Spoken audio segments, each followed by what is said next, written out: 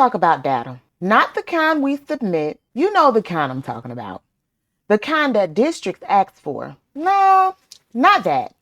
Not the kind that lives in a spreadsheet. And especially not the kind that only shows up during testing season. I'm talking about the kind of data that students actually understand. Because here's the truth.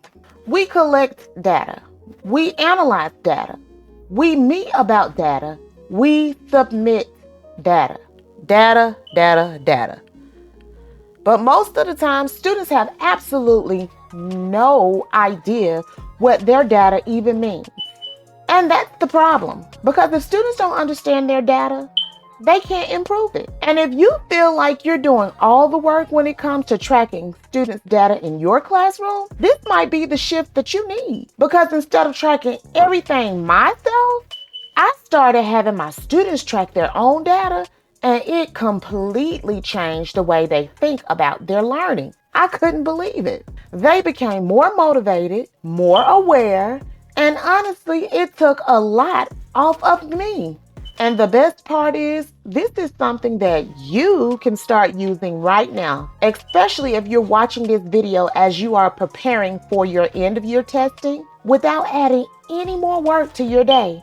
So in this video, I'm going to show you a system that completely changes how students see their data, and when they understand their numbers, their motivation and growth increases dramatically. This is because this system helps build ownership, accountability, and real growth. And I'm going to show you exactly how to use it in your classroom. And yes, I'll show you the notebooks that I use, but more importantly, I'm going to show you how to use data to plan instruction and give immediate feedback that actually moves students forward. And before we finish, I'm also going to show you the one page in this notebook that completely changes how students talk about their learning during conferences. If you're a teacher, parent, or creative who wants to turn your skills into real income, you're in the right place. I'm Ebony from Easy Street Teaching and Learning, and on this channel, I show you how to teach it, create it, and sell it. Let's get into it. Here's what I've noticed over the years. Most data systems are built for adults. You have your district dashboard, your PLC spreadsheet, assessment binders, benchmark trackers. But students, they're the ones that take the test, they get a number, and then they move on. There's no real reflection, no goal setting, no connection between effort and outcome. So improvement feels random. And when improvement feels random, motivation drops. This is one of the biggest challenges with tracking data. The teacher ends up doing all of the work. We're tracking scores, analyzing data, planning groups, but the students aren't always aware of their own progress. And as I have stated before, if students don't understand their data, they're not as motivated to improve it. So here's what I did. Instead of keeping all the data to myself, I started putting it in the hands of my students. And this is where student data notebooks come in. Because now, when students see their numbers, see their progress, track their growth, set goals, reflect on patterns, everything changes.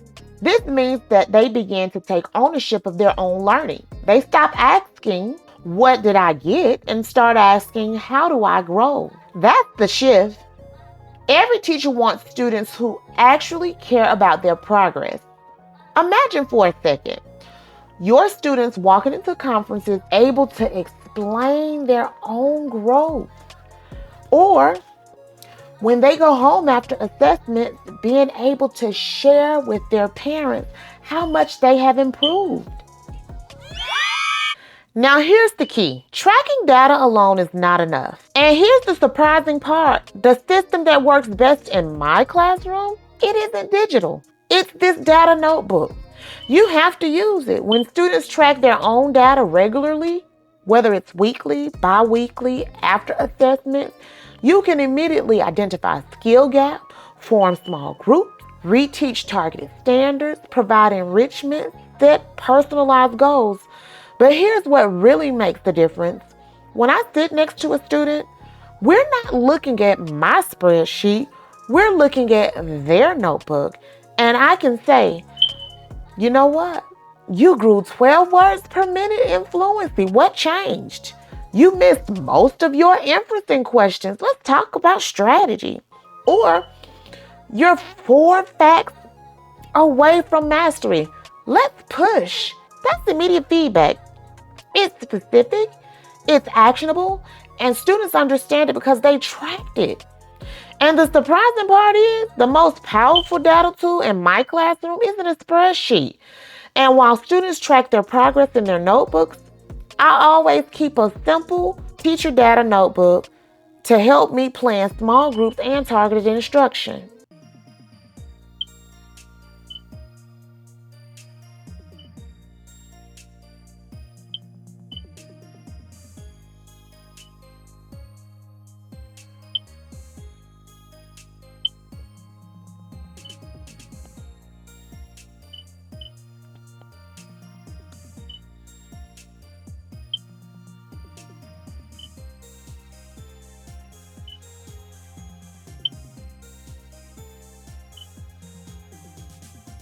So let's start with the literacy data notebook. Now, before I show you the literacy notebook, let me show you something interesting. This is what most students think data means. But this is what data actually needs to look like for students. This data notebook is designed for grades K through 8, but is especially powerful in elementary. Inside, students track reading fluency, comprehension scores, writing growth, vocabulary progress, standard mastery, benchmark data. One of the most powerful features is the graphing pages. Students physically graph their own progress. They color it in, they see the bar, they see the line go up.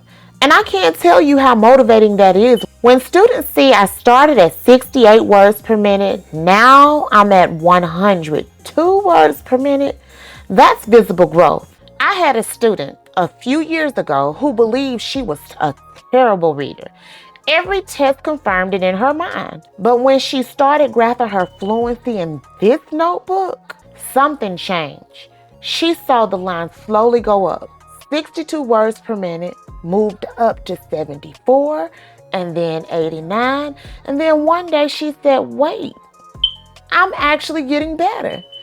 That moment right there is why I love this system. Another key feature is reflection pages. After assessments, students answer questions like, what did I do well? What strategy worked? What do I need to improve on? What is my goal for next time? Now, the test isn't just a score because it becomes information. And here's what I love most. During parent-teacher conferences and data meetings, the students can open their notebook and explain their growth. Not me, them. That changes everything because ownership builds confidence. Now let's talk about math. Math can feel intimidating for students. They see a number and think, oh, I'm just bad at math. But when we break math into strands and track specific skills, the story changes. In this math data notebook, students track fact fluency, computation skills, problem-solving skills. They have error analysis here, benchmark progress,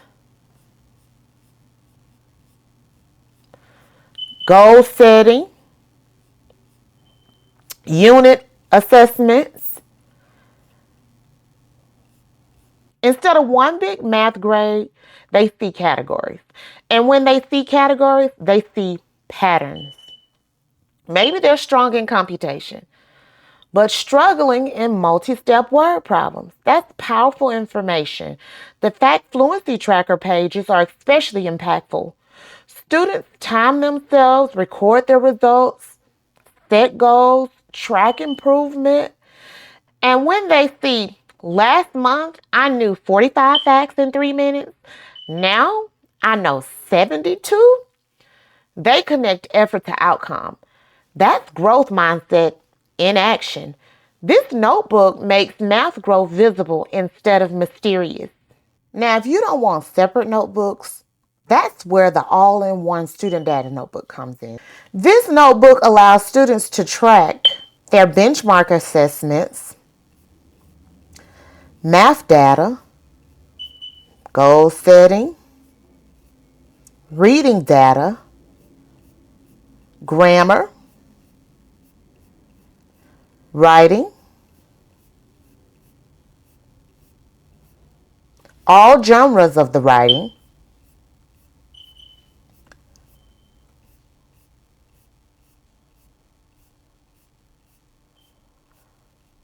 and not only writing, but also handwriting progress, beginning of the year, mid-year, and end of year, science data, social studies data, and if necessary, there are also pages for behavior goals, attendance, and personal goals. Everything's in one place. This is especially helpful if you're departmentalized or in middle school. Students can flip through and see their academic journey across subjects.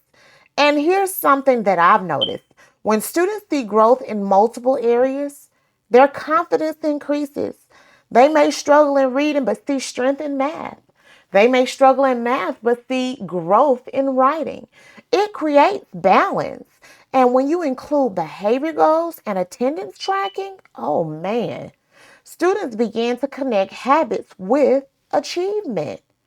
And that's golden. That's a long-term development. That's what we as teachers aim for.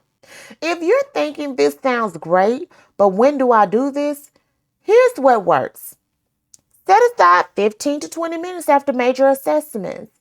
Schedule monthly or occasional data reflection days. My days actually are usually on Monday mornings following assessments because we usually take our assessments on Friday. Use them during small group time. This is where we usually set our goals. Use it before parent-teacher conferences. This basically helps provide them with an opportunity to rehearse their redelivery to parents about their data. Start small. Maybe begin with one subject. Maybe start with fluency only. But be consistent, whatever you do, because consistency builds the system. And at the end of the day, data should not be something we do to students. It should be something students use for themselves. When students track their numbers, reflect on growth, set goals, adjust strategies, they become accountable. And accountable students grow. If you're interested in these notebooks, I'll link them below. But if you don't use mine, start giving students ownership of their data. Because when they own the numbers, they own the growth. Until next time, teach it with purpose, create it with strategy, and build income with confidence. The easy street way. And remember, dreams don't work unless you do.